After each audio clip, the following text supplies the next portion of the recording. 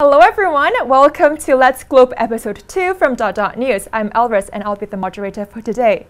IB results have just released and soon will be the other exams results. Today we're very honored to have Karen and Charles from the US to share their unique experience with us. Let's see what they have to say.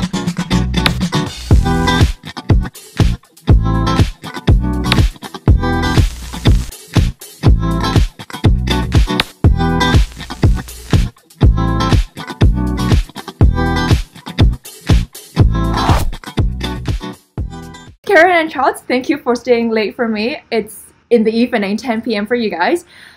Since you both are from the US, did you both take the SAT or ACT? Can you briefly tell us about yourself, the major or degree that you take in uni, and whether or not you regretted being in your uni or being in that major? At BC, I studied business management and I have a bachelor's of science degree. And I don't regret it. I went to Washington University in St. Louis and I got a finance degree. I don't regret it, and it was, certainly a lot of stress going in to take the exams and, trying to pick what college, but, in the end it all works out, and, be positive along the way, and it's a lot of fun. Any tips for people that are going into uni right now? Charles, you want to go? Yeah, so I think when you're trying to pick a major, it's always important to, it's nice to take advice from other people. It's nice to take advice from your parents, but at the end of the day, it's you who has to go to school and go through the program and through the curriculum. So, at the end of the day, you want to pick something that you find interesting, and where if you have to go through the coursework, you're not going to be bored. You're going to be passionate about it, and you're actually going to, put your best effort forward. So I think that's important, is just to make sure you follow what you're, most passionate about. I think for me, at BC, we're able to switch majors if we find that, the one that we currently chose wasn't the right path for us.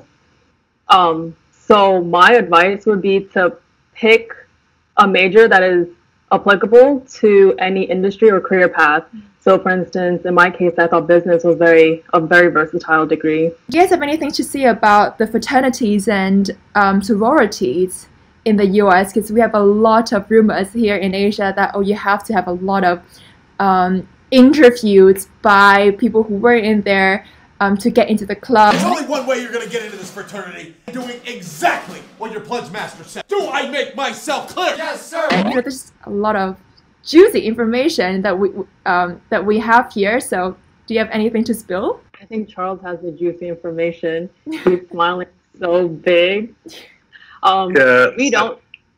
Yeah, I was going to say BC doesn't have Greek life because we're a Jesuit school. What does it mean by Greek life, Karen? Yeah, so a lot of the organizations kind of have a foothold back to like Greek mythology and things like that. The Greek philosophers and the idea of thinking it's not just all party and drinking like it gets portrayed in the movies, right? It's supposed to challenge you as well, on your thought processes and things like that. So that's why they call it Greek life, as a lot of the organizations are identified by Greek letters from the Greek alphabet, and then, have a lot of values and foundations based upon Greek mythology. At WashU, we are not a non-denominational school, so, we are not a Catholic school like BC.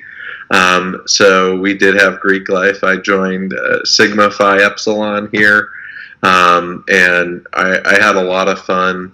It certainly is a process going about, doing interviews, doing kind of what they call the rush process, and going around finding different fraternities. But, thankfully, on my campus, I would say there was a good diversity in the organizations where, no matter kind of what your background was or your interest, there was certainly a few options.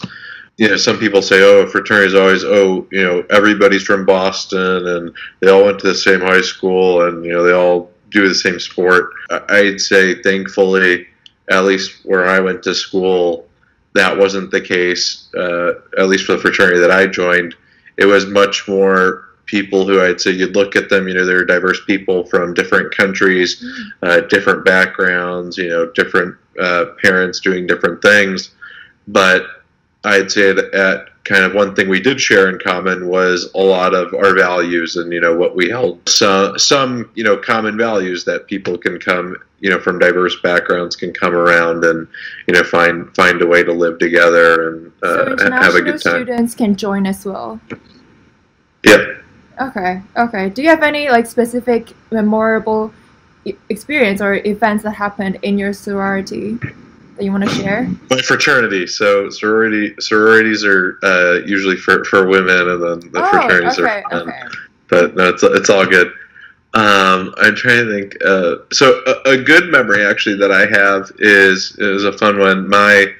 The fraternity that I'm a part of, the national organization, in the summertime puts on a leadership academy for you apply to it, and the kind of usually 100 to 150 fraternity members from around the country get accepted to go to a university for a week, and they do a leadership academy where they bring in alumni and other various people to come in and teach you leadership skills. Speaking of professors, do you know how some students used to go to websites like ratemyprofessor.com, and for us it will be USG Space, to research about the professor? I think that's crazy to try to impress your professor, but it's smart.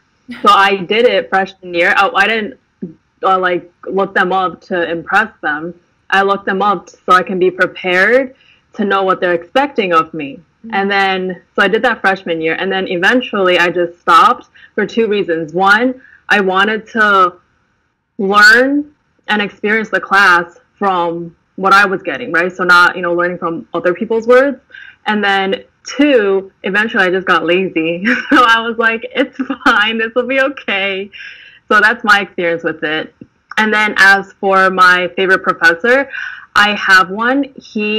I met him senior year, and he was my strategic management professor. And he noticed that I was struggling my senior year. And so he put a lot of effort in trying to help me grow and mentor me. And so I really appreciated that. And then he checked in on me the other day. So that's always nice. Yeah. Charles? Oh, and then he came I invited him to our wedding at the courthouse, so he was there too. He was one of them, because I know you have a really small group of people celebrating your wedding, because it's just Yeah, because we can only allow 6 or 9 people, and he was one of them. Oh, that's nice. My internships was one of my professors. I was talking with her on, suggestions on how to look for an internship and learn more, and she suggested I go on LinkedIn and start finding alumni from my university who worked at companies that I was interested in. And I found an alumnus who worked at a company that I was interested in, and the alumnus was connected with another one of my professors. So I reached out to that professor to make the formal introduction to this fellow, and since that introduction, I got an internship, 2 summer internships, and those turned into a full-time job. So, relationships with professors, especially ones that are very well connected with the industry, are very important to have. Good for you. Imagining you're graduating, is there anything that you done particularly memorable before graduating? Would you suggest last year students to do before graduating? I think people should, also take the time to stop and smell the roses, right? And go off the beaten path and do things that you may not have expected to do, right? So for example, senior year, I met my husband. I didn't think that would happen, but it did, and I went with it, and now I'm married, and it's great, and I'm super happy. I'm super happy for you too. Charles, is there anything that you learned from uni that is particularly useful now that you have been working for 1 or 2 years? Oh, goodness. So yeah, there certainly are things. So I'll have an ode class I took when I was at UST that was deal making in Asia and emerging markets, and the class really taught me how to go about a negotiation.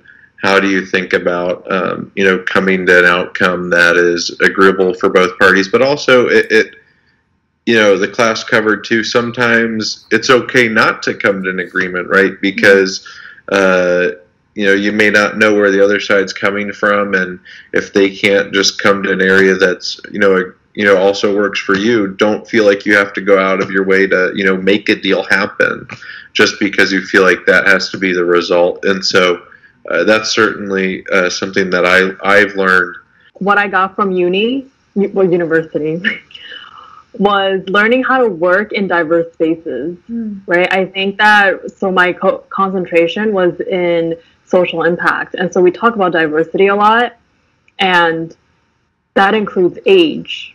So in college, I'm around everyone my age, and now I'm working with people who are like 50 and 60. Now that you have been working, going back in 4 or 5 years, what would you say to yourself, a freshman, Charles and Karen? Is there anything they would say, any advice, suggestions, tips for your young self? Yeah, so I think freshman year or even like senior year of high school, I would tell myself to stop stressing myself out.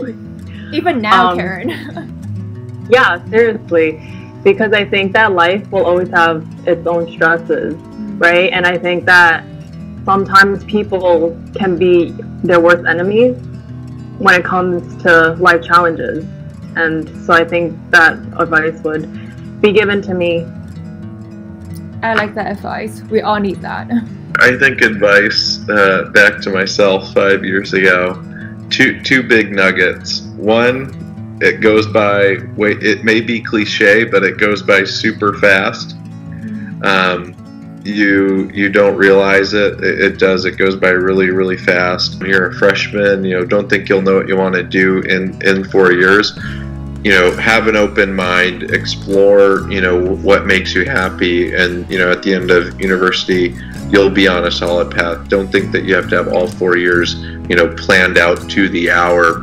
For me, my advice for my younger self would be, don't be afraid to try. Don't be afraid to be different, and never settle to just blend in. I feel like, especially in Hong Kong, people are so judgmental. They judge you for pretty much everything. Different is beautiful. You won't regret it when you're older, because looking back, you'll be like, oh, I'm glad that I've done that.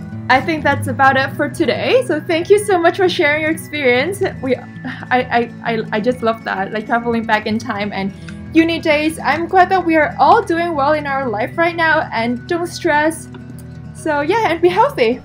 Thank you both. I'll call you guys, text you guys again soon. Thank you all for watching as well. Uni is no doubt one of your most memorable time in your life. So just enjoy, trust yourself, and you will figure things out. Don't forget to subscribe to our YouTube channel, and you can always go back and watch our first episode on food. See you soon.